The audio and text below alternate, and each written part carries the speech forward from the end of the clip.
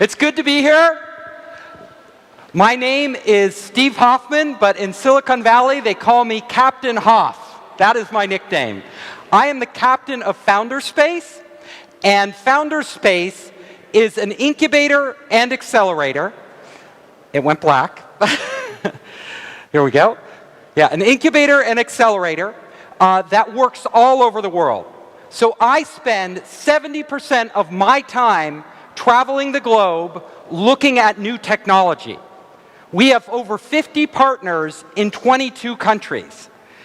And Founderspace has been rated by Forbes magazine as the #1 accelerator for overseas startups in Silicon Valley. We have had many famous startups in our co-working space, Soma Central, like Instagram, AngelList, Foursquare, and today I'm going to talk about some of the technologies that most fascinate me.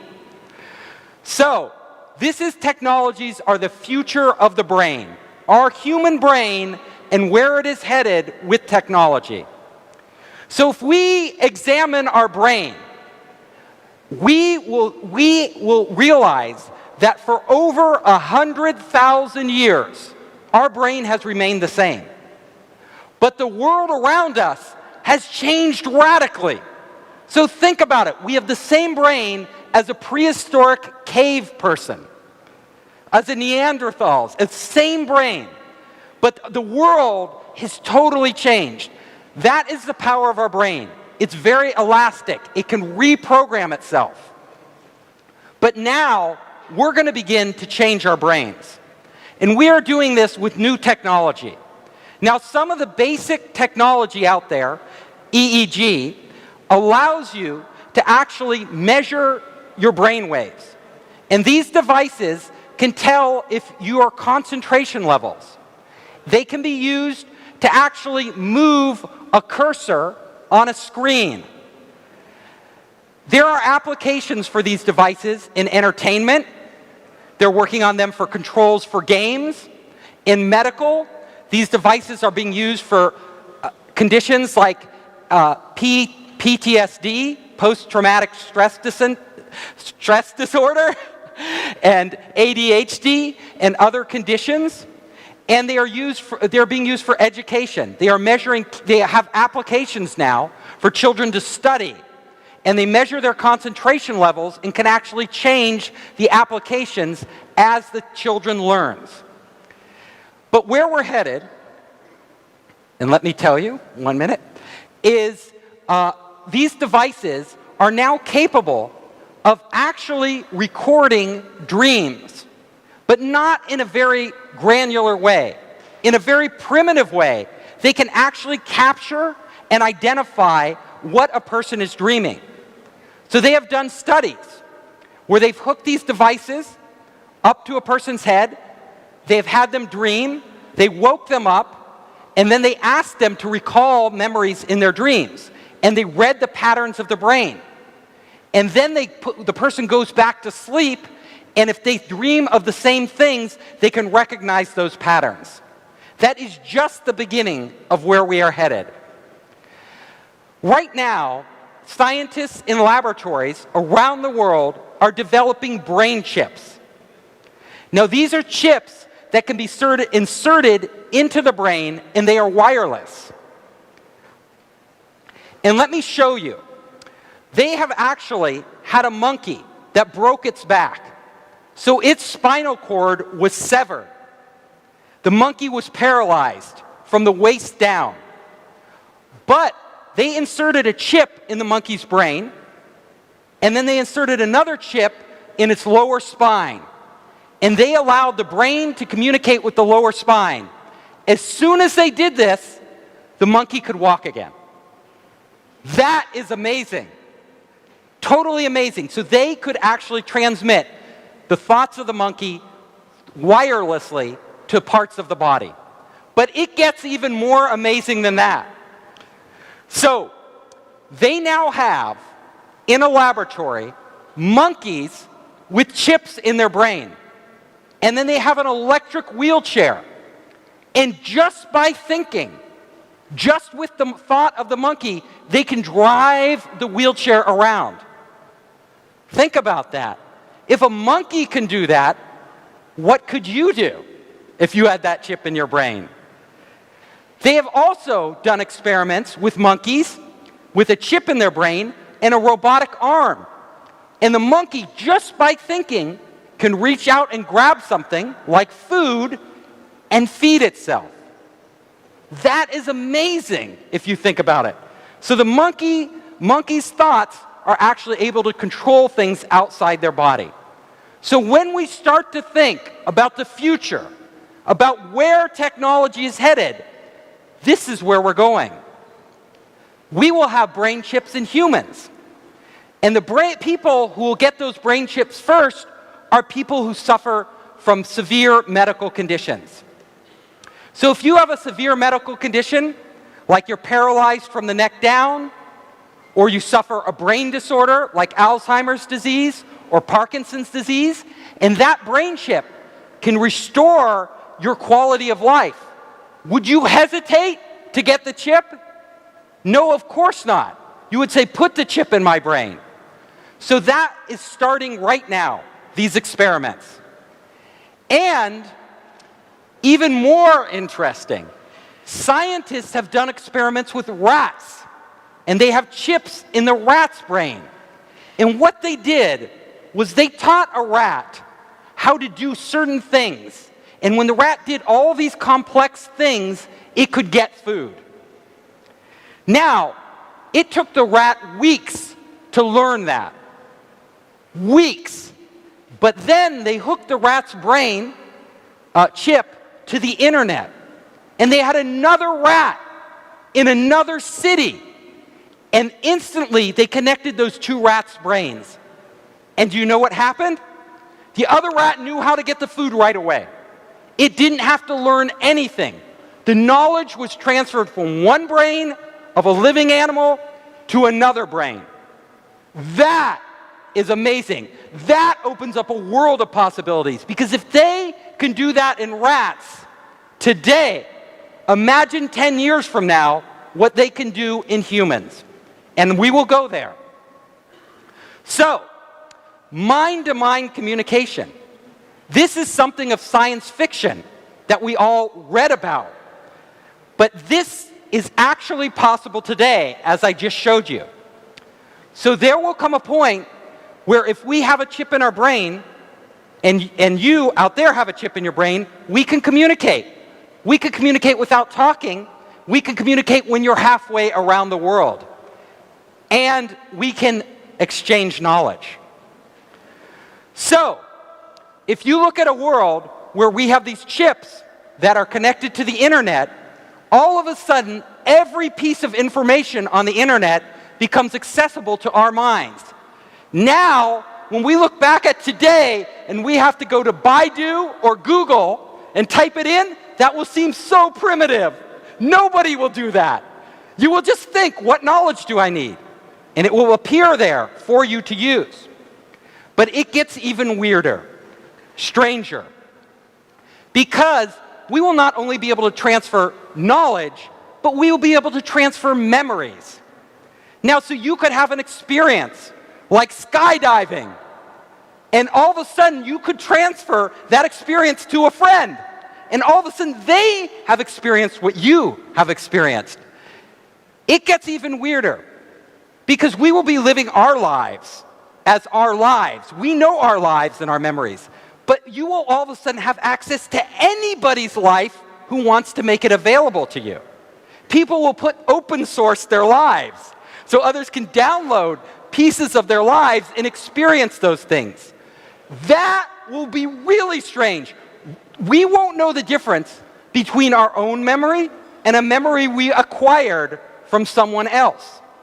Think about that. It gets even stranger. So, all of us are here learning at CEIBS, right? Getting EMBAs and MBAs. Well, this will be obsolete because CEIBS will literally be in the cloud. And you will just download from all the best minds in the world whatever you need to know when you need to know it. Our brains we will no longer have universities as we have them today. That will change. Information will be on demand. Information will be commoditized. Knowledge will be commoditized. All of us will be smarter, have infinite amounts of storage, and infinite access to information. It will be unheard of. We will no longer be this isolated human being. We will be connected to everything. So, you can imagine not only will we be able to get knowledge, but we can actually have full experiences in our head. So right now we have these clunky VR units that we have to put on. But in the future, you can just download a whole environment and actually live in it. And all of you might think, this is not real. But do you know every night when you dream, those dreams are real. No matter how fantastic your dreams are, they are real. You feel like you're really there. Our brains have that capability already built in.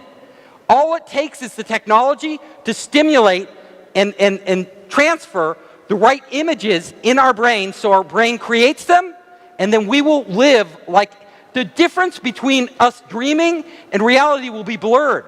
We will be spending a lot of time outside our bodies. So, think about this. You, as a human being right now, are trapped in this body.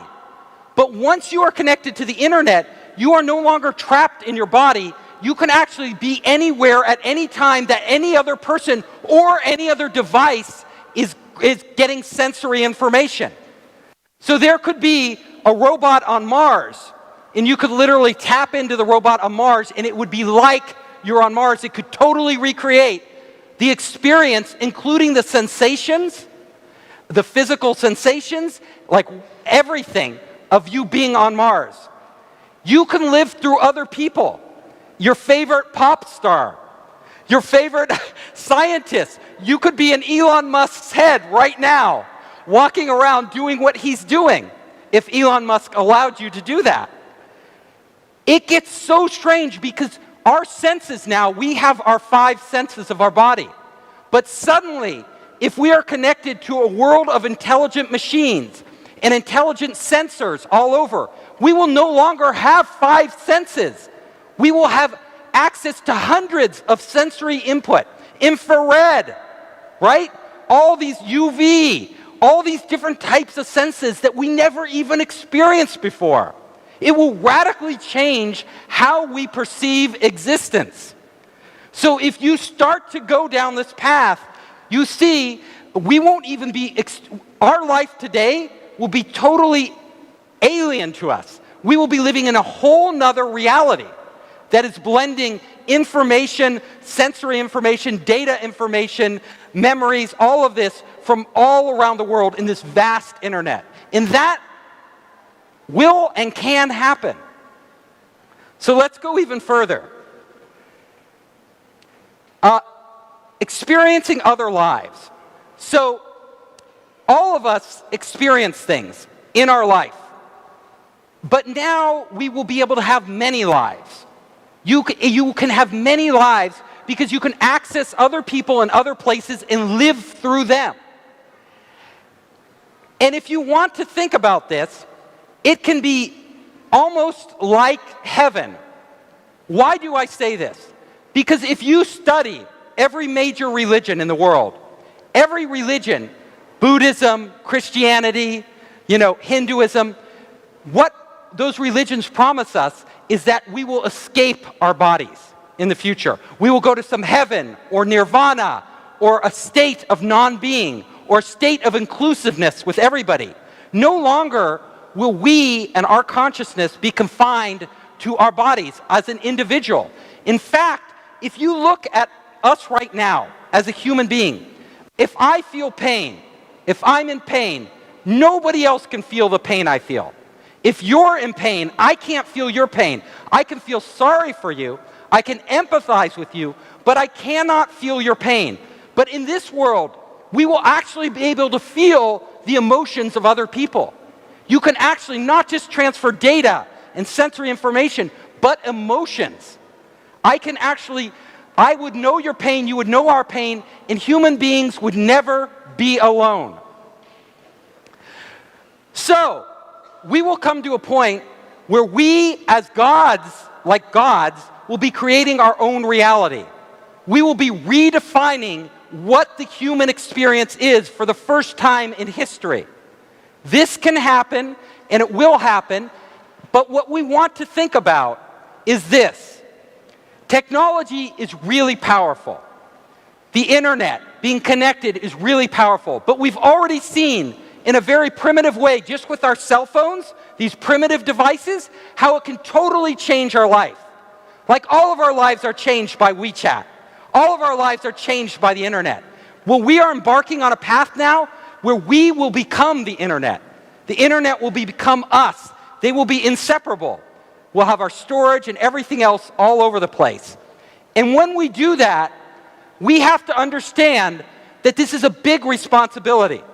It's something we as a society, we as the human race, must think about very, very carefully.